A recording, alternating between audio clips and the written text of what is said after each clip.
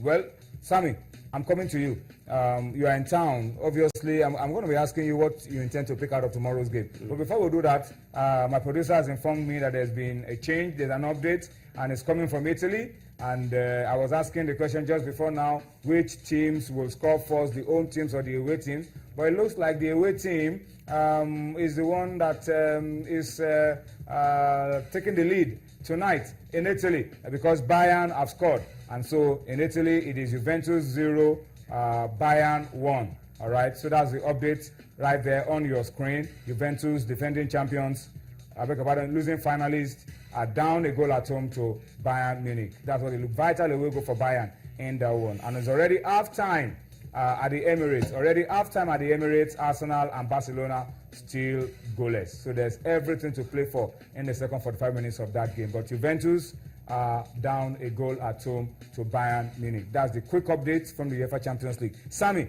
match day one was good for you. You beat Enyimba 1-0.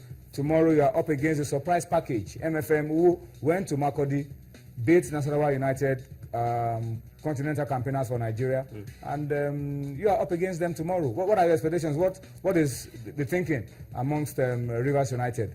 Well, Tony, let me say that before the 10 round of matches were decided on match day one, most of the followers, most of the analysts of the Nigeria Professional Football League would have identified 4 teams: Plateau United, Niger Tornadoes, Mountain of Fire, and Ikorodu United as probably the 4 teams that will struggle. You know, of course, we know that teams will go down at the end of the season.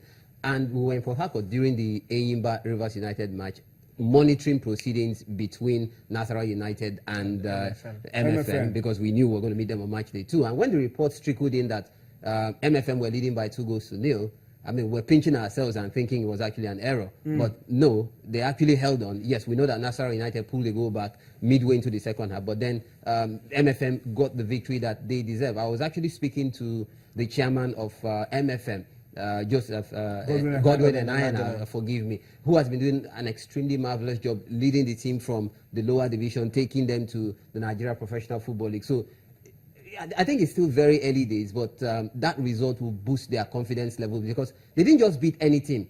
They defeated Nasarawa United. And they were 2-0 up. Absolutely. One of the best teams at the just concluded Super 4 tournaments that included the 4 teams that will are representing Nigeria in CAF club competition. So if MFM, a newly promoted team, could go away from home and get such a good result, I mean, you should take them very seriously. But I must state at this point in time that Rivers United are a team not to be taken with a pinch of salt. We got a fantastic result against. These are the pictures from your game against Enyimba. And now take a look at that. That free kick was taken by Obomate Frederick, the number 20, right-footed. The goalkeeper, Femi Thomas, had no answer to that. It hit the back of the net. Now, before that free kick was taken, Rivers United had a free kick from the opposing side, and it was taken by Chiwendu Ali. The goalkeeper, Femi Thomas, that time around, beat out the ball. But I think Enyimba should have learned their lessons and understood that Rivers United are a team that can be extremely deadly, you know, from set pieces. But then, like we saw, Obomate Frederick, a young man who I can actually confirm right now, combines his academics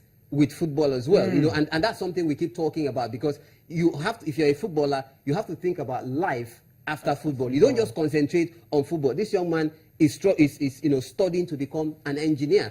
I can tell you that he didn't even come with the team yesterday. He actually flew from Port Harcourt with the general manager today because he had to write exams yesterday. But he was actually one of our best players. And I was talking to him after his fantastic performance against Enyimba. And he said it's not just about practice on the pitch, that he also takes the time to watch videos, to watch matches of world-class superstars. He said that free kick he scored was actually taken off the page of a former Barcelona superstar, Deco. And of course, we saw how he hit it. He scored a similar goal against Warri Wolves last season and scored another goal like that last season. So, Rivers United, yes, new team in the Nigeria Professional Football League, but then there are a lot of ingredients of experience. Absolutely. Don't forget there's a merger between Sharks FC and Dolphins FC. Dolphins, of course, we know, won the Nigeria Professional Football League title on 3 occasions. They've won the Federation Cup on several occasions. Sharks have won 1 Wafu Cup. So this is an integration of the best from Rivers State, unifying Rivers State through football, and we're beginning to see the results on the pitch. Is there any pressure on Rivers United to deliver this season? Yes, it's a new name, but some of these guys are very experienced campaigners and they've been there for a very, very long time. And we didn't even see any sign of stage fright when you took on Enyimba. it was the same experienced Stanley Eguma and those who have been there for a long time. So what's the pressure like on Rivers United to get something this season? It's an excellent question, Tony. Last season, and even 2 seasons ago, there were cases of players of Sharks FC, Dolphins FC, both clubs, of course, sponsored by the Rivers State government. Those players complaining about non-payment of their financial entitlement. So the executive governor of Rivers State, His Excellency Eze Nwoye Wike, after consultation with stakeholders of Rivers State, decided that they didn't want such a shameful situation to rear its ugly head this season. So what did they do? The state government, through the sports ministry, set up a 6-man committee led by Sadokia Mesimaka to come up with a blueprint to chart a way forward for football in Rivers State. Now, this committee went about doing their duties in a very democratic way. They called for a town hall meeting which involved all stakeholders of football in Port Harcourt, fans of Sharks, fans of Dolphins, ex-players, and then they decided that what they were going to do, bearing in mind the difficult economic situation in Nigeria today, to have just one club so that players of the 2 clubs will no longer be owed salaries. As I talk to you right now, Tony, no player, no member of the backroom staff of Rivers United is owed a dime.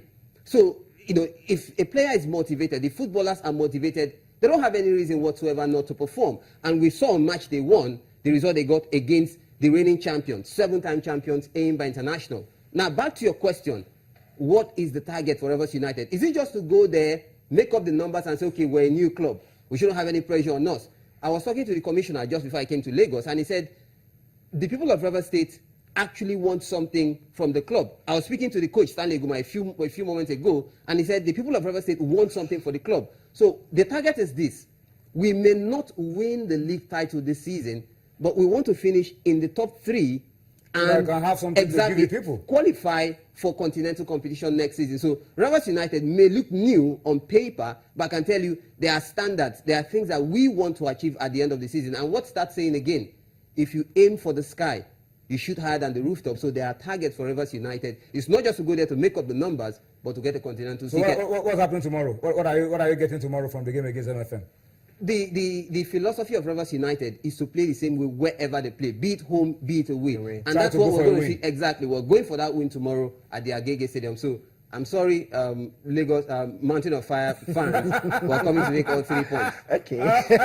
Cosmos, let me come to you. Okay. You've seen the fixtures for tomorrow. He's feeling nervous. No, I am not nervous. Are you going to come to the stadium tomorrow? Of course, I'm going to be at the stadium tomorrow. I support MFM. Okay. I was actually reading the preview of some writer of the Nigeria Professional Football League, and he said that the game between Nasarawa and MFM, that MFM are the underdogs and Nasarawa are going to have an easy win. And I'm like, this same MFM I watched in the Nigerian National League last season, this same team that play very good football, this same team that tactically they confuse any other team. You think they are getting something tomorrow? I do not think Rivers United are going to come to Agege and get something. I think MFM are going to consolidate on that win against by beating Rivers United. By beating Rivers United. A bit of breaking news from the Rivers United camp. Okay. I'm going to be totally blunt, totally honest, because that's always been my hallmark. The game against Enyimba on match day 1, Enyimba played better. That's what I think. But Rivers United wanted to win more, and we took our chances. We took that chance when it came. Enyimba had several chances. They didn't take their chances. Now, after that win, there was a meeting amongst the members of the backroom staff, the players, and there was a consensus that, yes, we may have gotten all 3 points. Wonderful psychological boost for us, but we didn't play as well as we did. And I can tell you, some key players who did not play on match day 1 have now been cleared, and some of them will play in Lagos tomorrow. You want to tell us some of those guys? I will do that. God bless Asamoah. He was absolutely fantastic for Dolphins last season. This guy has the blood of a goal scorer, a champion. He, of course, is a Ghanaian. So you are unleashing him on MFM tomorrow. Absolutely. So he's there. Which other guys are you unleashing tomorrow? I will tell you about the other guys outside the studio, because if I do that, you tell them our secret, and then we fail to get 3 points. Cosmos. Anyway, let's move on. Let's talk about some other games tomorrow. Okay. There are other big games tomorrow as well. We talked about the game of the stars. Lobi against Sunshine. Lobi went to Ibadan.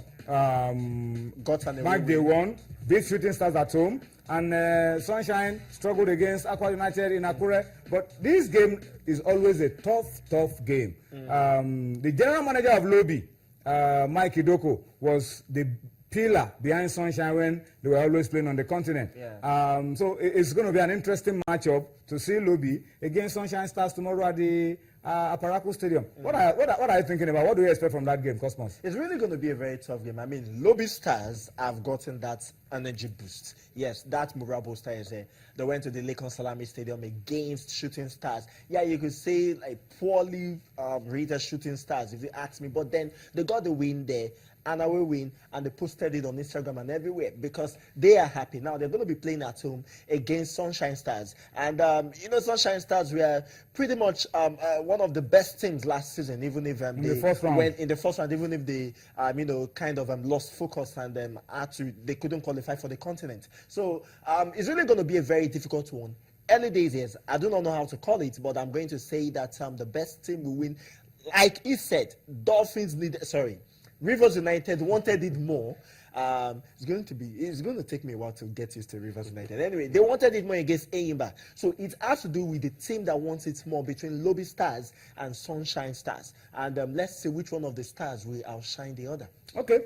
Tomorrow as well, another big game. We'll see Warri Wolves against Kano Pillars in Warri. Promises to be an exciting game of football. Yes. Warri Wolves are supposed to be busy on the continent, but then they got a walkover and they are through to the national without kicking a ball. And they are going to be up against a very strong Kano Pillars side. That's another game to watch out for tomorrow, match day 2 of the Nigerian Professional Football League. So please create time. In spite of your very busy schedule, to go and watch some of these top games, because nowadays the Super Eagles is open to those who are playing here as well as those who are playing abroad. Yes. So you may just be there to see the next superstar before it becomes popular, because before everybody begins to talk about him, you could be the first person to identify him, and then you are proud to announce to the world that I saw him first before the rest of the world started to see him. So please create time and enjoy some of those games tomorrow. We will need to go on a quick break now, and when we return from our break, we'll spend time